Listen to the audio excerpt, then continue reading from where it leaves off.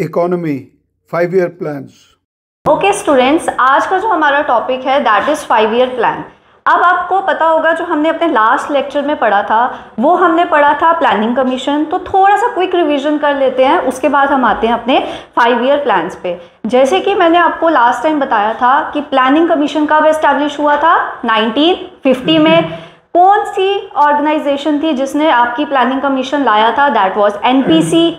और उसके बाद प्लानिंग कमीशन बनाने के लिए जो आपकी ऑर्गेनाइजेशन ने हेल्प की थी that was KC Neogy committee. अब देखिए, और मैंने आपको क्वेश्चन बताया था कि प्लानिंग कमीशन जो है इसका काम क्या था, that was to make 5 year plans. अब देखो स्टूडेंट्स, आपको मैं एक चीज़ बता दूं, जब भी आप कोई भी कॉम्पिटिटिव एग्जाम देने जाते हो तो प्लीज़ ये टॉपिक छोड़ के मत जाना, क्योंकि कोई भी पेपर दोगे, एनडीए का हो गया, सीडीएस का हो गया, बीएसएफ का हो गया, एफकैट का हो गया, जेके एसएसबी हो गया, जेके एसआई हो गया, उसमें ये क्वेश्चन आते ही आते हैं। क्योंकि बहुत से स्टूडेंट्स मेरे पास आते हैं और वो बोलते हैं मैम हमें टेक्निक नहीं पता कि हम इस टॉपिक को कैसे याद करें। रीज़न क्या है कि 5 ईयर के अंदर आपके 12 प्लान्स हैं और उन 12 के अंदर 3 प्लान्स और हैं, तो टोटल मिला के आपके पास 15 प्लान्स बन जाते हैं। अब 15 प्लान्स की जो टाइम ड्यूरेशन है उसको याद करना बहुत ज़्यादा डिफ़िकल्ट होता है।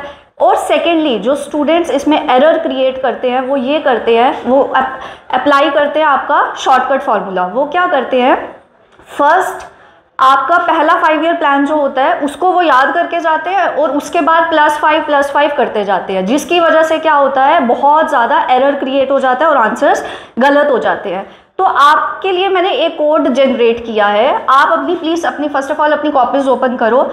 आपने जब भी 5 ईयर प्लान पढ़ना है आप एक कोड याद रखेंगे, दैट इज़ 357322। इसका कहने का मतलब ये है, जब आपका 3rd 5 ईयर प्लान आया था उसके बाद डायरेक्टली 4th 5 ईयर प्लान नहीं आया, बीच में एक प्लान आया जिसकी टाइम ड्यूरेशन थी 3 साल।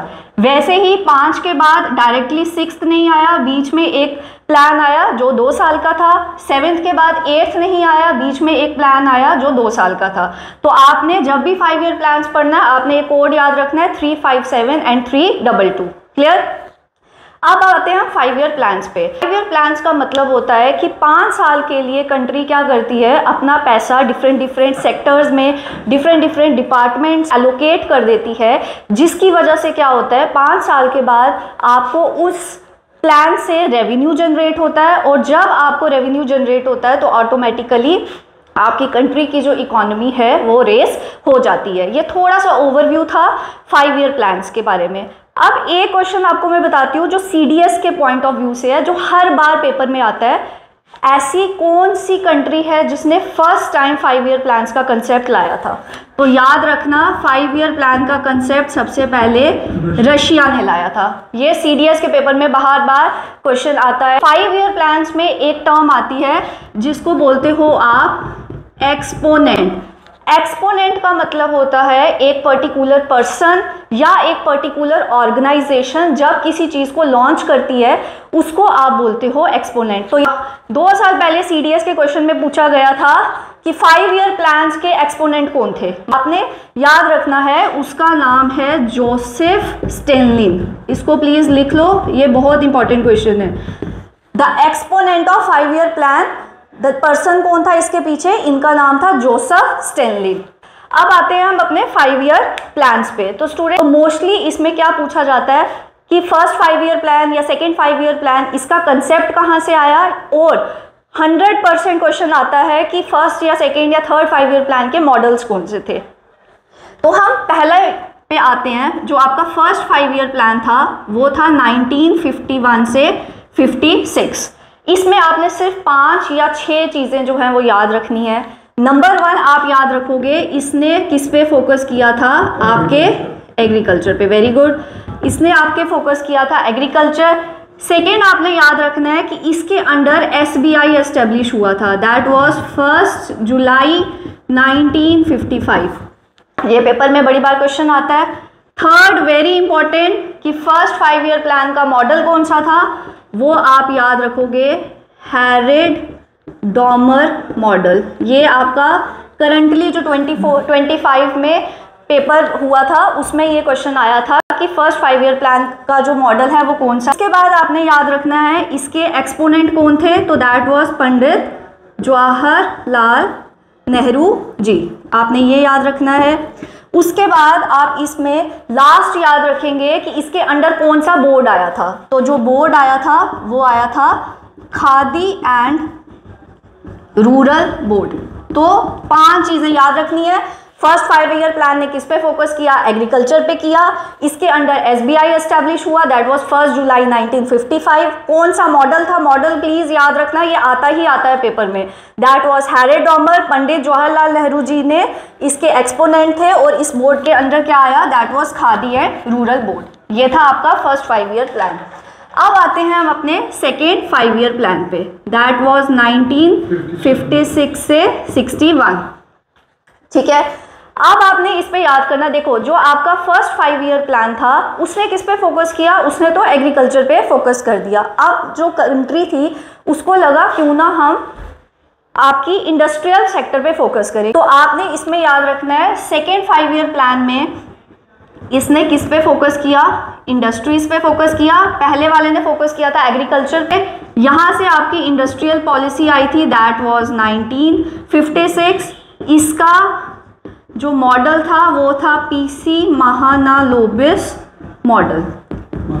उसके बाद वेरी इंपॉर्टेंट, इसके अंडर 3 स्टील प्लांट्स आए थे, 3 स्टील प्लांट्स आए थे। ये क्वेश्चंस आपको स्टील प्लांट से भी आ सकता है और यहाँ से भी आ सकता है, तो इसके नाम आप लिख लो, Durgapur steel plant, Bhilai steel plant, Rourkela steel plant. उसके बाद आपने इसमें लास्ट पॉइंट लिखना है कि इसके अंडर LIC एस्टैब्लिश हुई थी, जो कि हुई थी 1 सितंबर 1956 में। जो आपका फर्स्ट 5 ईयर प्लान था उसमें SBI एस्टैब्लिश हुआ था, इसमें आपका हुआ था LIC। देखिए स्टूडेंट्स, अब हम आते हैं अपने थर्ड 5 ईयर प्लान में, दैट वाज 1961 से 66। अब आपको मैं ये बता दूं कि आपके 5 ईयर प्लान्स में या तो मॉडल्स पूछे जाते हैं, या तो 2 5 ईयर प्लान से हमेशा क्वेश्चन आता है, या तो वो थर्ड होता है या तो आपका वो 5th 5 ईयर प्लान होता है। रीज़न क्या है, क्योंकि थर्ड 5 ईयर प्लान के अंदर बहुत सी चीज़ें हुई थी। इसका जो मॉडल था उसका नाम था गाडगिल योजना। इसने किस पे फोकस किया, इसने फोकस किया सेल्फ सफिशिएंसी इन फूड पे। सेल्फ सफिशिएंसी इन फूड का मतलब ये होता है कि वो फॉरेन मार्केट में डिपेंड नहीं होना पड़े, वो सेल्फ सफिशिएंट बने। अब आपने इसमें जो पॉइंट्स याद रखने हैं, नंबर 1 याद रखो आप इसमें ड्रॉट। ड्रॉट का मतलब होता है सूखा पड़ना। आपको पेपर में डायरेक्ट क्वेश्चन आता है कि ड्रॉट जो था वो कौन से 5 ईयर प्लान में आया था, आपने याद रखना है थर्ड 5 ईयर प्लान में। ड्रॉट आने की वजह से क्या हुआ, आपका जो एग्रीकल्चर सेक्टर था वो बैठ गया बिल्कुल नीचे। ठीक है, अगर एग्रीकल्चर ही बैठ जाएगा पूरा नीचे, ऑटोमेटिकली इकोनॉमी नीचे आ गई। इसके अलावा 2 रीजंस और थे, एक आपका था इंडो चाइना वॉर और एक आपका था इंडो पाकिस्तान वॉर। कोई मुझे बता सकता है इंडो चाइना वॉर कब हुई थी? 1962 में। वेरी गुड, 1962 में इंडो चाइना वॉर हुई और इंडो पाकिस्तान 1965 में। देखो स्टूडेंट्स, हुआ क्या, जो थर्ड 5 ईयर प्लान था, इस प्लान के लिए जो हमने पैसा निकाल के रखा था वो सारा जो हमारा अमाउंट था वो किस में चला गया, आपका डिफेंस सेक्टर में चला गया, जिसकी वजह से क्या हुआ, आपका थर्ड 5 ईयर प्लान जो था वो बैडली क्रैश हो गया। अब मैंने आपको जो ट्रिक बताई थी 357 और 322, अब देखो, अब थर्ड 5 ईयर प्लान के बाद क्या हुआ, एक प्लान आया जिसको आप बोलते हो प्लान हॉलीडे। ये पेपर में डायरेक्ट क्वेश्चन आता है कि जो आपका प्लान हॉलीडे है, प्लान हॉलीडे का जो ड्यूरेशन है वो कितना है, आपने याद रखना है 3 इयर्स। कब था, 1966 से 69। इसको आप, इसका दूसरा नाम भी होता है जिसको आप बोलते हो एनुअल प्लान। एनुअल का मतलब होता है हर साल। तो पेपर में अगर आपको पूछा जाएगा कि प्लान हॉलीडे के पीछे रीजन क्या था, ये 2 रीजन लिखने हैं, Indo China war and Indo Pakistan war. और सीडीएस में ये पेपर में बार बार ये क्वेश्चन आ चुका है कि जो आपका एनुअल प्लान था वो कितनी बार इंप्लीमेंट हुआ था। तो मैंने आपको अभी बताया कि ये 3 साल का था, तो एनुअल प्लान की जो कितनी बार इंप्लीमेंट हुआ, दैट इज 3 टाइम्स। अब जो करंटली आपका एनडीए का पेपर हुआ है उसमें क्वेश्चन नंबर 142, जैसे कि आप ये देख सकते हैं, दिस इज योर क्वेश्चन 142। इसमें आपको पूछा गया है थर्ड 5 ईयर प्लान का ऑब्जेक्टिव क्या था, फिफ्थ 5 ईयर प्लान का ऑब्जेक्टिव क्या था, सेवेंथ 5 ईयर प्लान का ऑब्जेक्टिव क्या था।